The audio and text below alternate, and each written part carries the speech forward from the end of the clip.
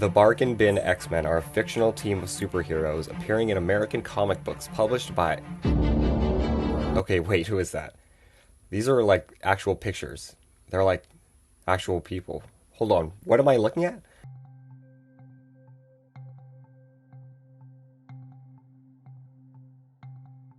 Biohacking refers to the changing of one's body through technology. The term can apply to a wide variety of activities, from taking an ibuprofen when your head hurts to rigging your nervous system up with more electricity than it would take to kill a small Victorian child. Biohackers use medical and electronic methods of hacking the human biology. Basically, people are starting to say, "F why not?" And they're going pimping out their bodies with bionic modifications in an attempt to push the boundaries of the human experience and redefine diversity. Ever wondered what it would be like to have an organ in the back of your head that could sense if something was behind you? No worries, just build and install one like this fella and see what all the buzz is about. Although to some degree, this is nothing new and people have been using technology to augment themselves for centuries, there are some aspects of this modern fringe world that are, I'm gonna say, troubling. The word cyborg applies to an organism that has restored function or enhanced abilities due to added artificial components or technology. It was first described in fiction by Edgar Allan Poe in 1843, but the term wasn't officially coined until 1960, and since then it's been a mainstay in science fiction. In today's world, there are aspects of cyborgization at play all around. You got brain supplements, prosthetic limbs, and things like pacemakers that are all uses of technology that improve quality of life. However, where's the line between necessary innovation and mad scientist experiments?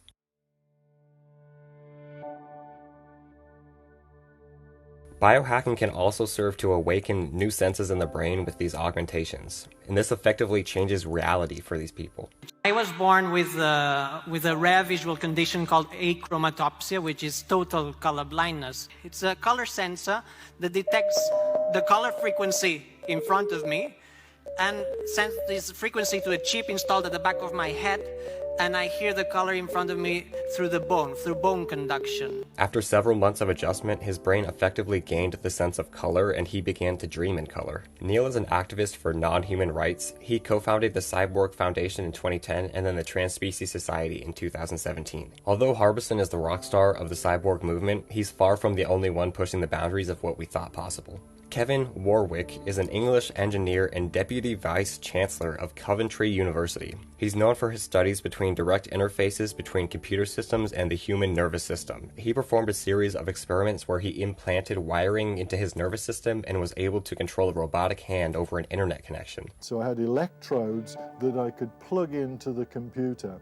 So for the 3 months of the experiment, what I was able to do was to plug my nervous system into the computer and hence onto the internet.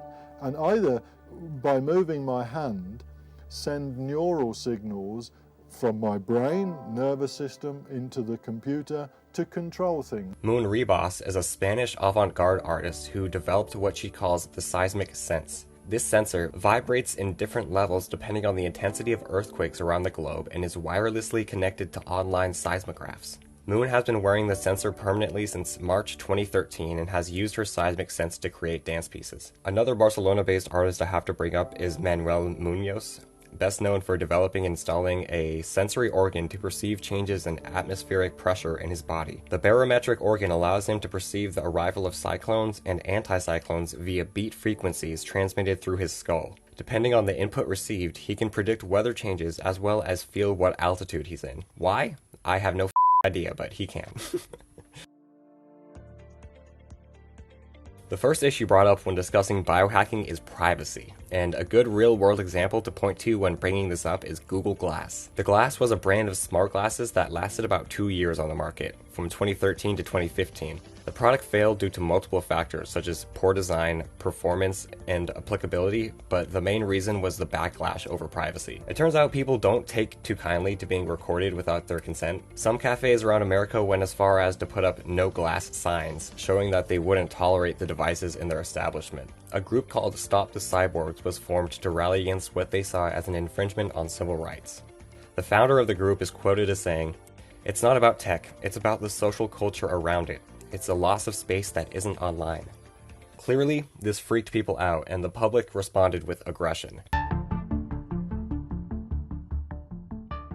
Alongside the concern over privacy is the fear over security. Information is compromised a lot easier if people are suddenly able to record everything they see. Rob Spence replaced his prosthetic eye with a camera and hasn't looked back since. The device was named one of the best inventions of 2009 by Time magazine. The camera isn't linked directly to Rob's brain. It's wired to a tiny circuit board and battery that shoots the image to a receiver where he can live stream and record video from it. Not as invasive as the glass being able to record you without your knowledge, but it would really only take someone willing to push it a step further for this to become a real issue in the near future. Cyborg devices have also already been hacked. Since these devices are often connected to the internet, they can be infiltrated quite easily over Wi-Fi. Harbison spoke of an incident where a stranger started fiddling with his device after he was forced to connect to a public Wi-Fi network in Al Jazeera, but it eventually stopped and he was never able to find the culprit. Imagine this being taken one step further and a hacker being able to mess with your body vitals or steal the sequence of your DNA, or I don't know. Part of the motivation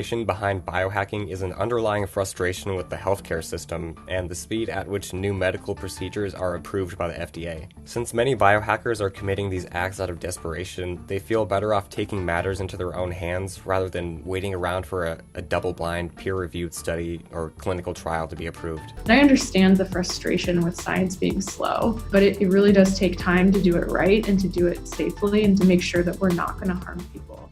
Which begs the question, is this safe? Well, it differs from most likely to no. Hey yo, what the fuck? The vast majority of medical professionals will not touch this ethics study case with a 10-foot pole, so the safety of the procedures are usually speculative at best. Studies into the various possible long-term health effects of these implants have not been done. Biohackers and cyborgs usually choose in-house operations in conditions that look less than sterile.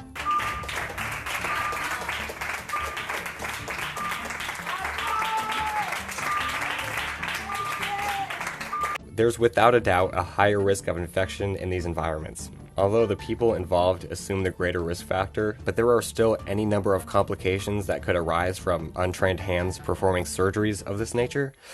Not to mention the complication of liability. The social implications of biohacking are worth mentioning. What impact on social structure will they have, since certainly only the rich will be able to participate? Is this a vanity thing, and are people just trying to get superpowers? And what will it mean in the future to be non-augmented, to be simply nothing but human? What impact on etiquette and morality will this have, and how will it change our perception of life and death? This stuff is just crazy to think about. I do agree that cyborgs in the future are inevitable. Most of the resistance to the movement can be blamed on fear of change, but I get the fear. Not all change is progress. Body augmentations could be the norm, but there's a long way for society to go before this is accepted. Aww. Although it still kind of freaks me out to some degree, researching this topic, I came to a better understanding of why these people are so willing to experiment on themselves. It's groundbreaking, and I think to some degree everyone can relate to the desire to expand horizons through technology. We're completely different today than we were 500 years ago, and there's no telling what kind of man-made horrors await us in another 500. That is what draws those who experiment on themselves to the edge. A restless curiosity coupled with the possibility of doing real good. We should be grateful that there have been such folks in the past, and hopeful that there will be some in the future. That being said, if you like this video, please consider liking and commenting and maybe subscribing. I don't know what to do for outros. They feel really corny still, so I'm just gonna leave it at that. Thank you.